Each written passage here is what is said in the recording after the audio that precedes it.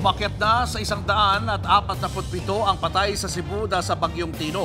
Higit 100 pa ang nawawala. Para sa marami, ang baha ay paalala ng mas malalim na problema ng korupsyon. Narito ang report.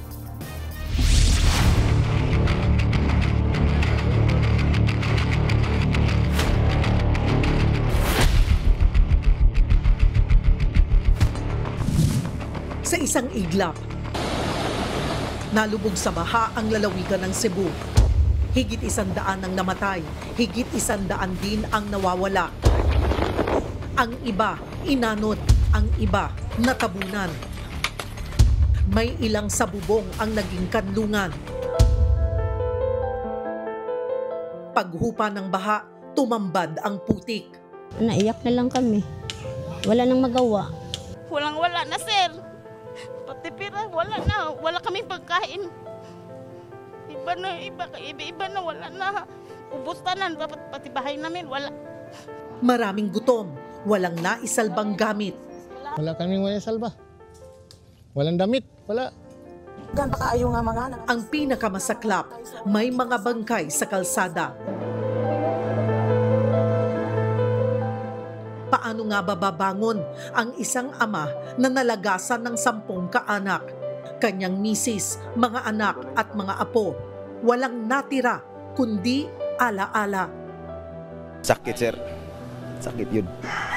Mbut, nagmahigay ko, sir. Sakit. Daghan. Ako yung nagpalaki sa kanila. Sakit. Kasi ako, nag-isa na lang. Wala na ako. Hindi ko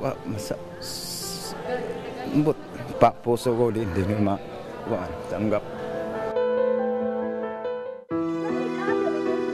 Sa kabila niyan, sa gitna ng trahedya, hawak pa rin ng ilan ang kanilang pananampalataya. Pero hanggang kailan aasa sa milagro kung paulit-ulit ang trahedya?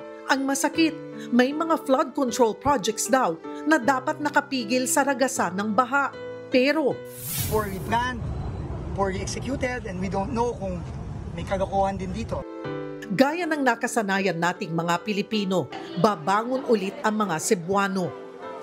Maglilinis, magtitiis at magdarasal na sana huli na ito.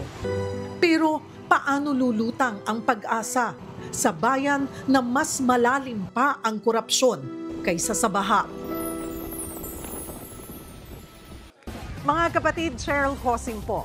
Maging maalam at may pakialam sa mga napapanahong issue at headlines. Mag-follow at mag-subscribe na sa social media pages ng News 5.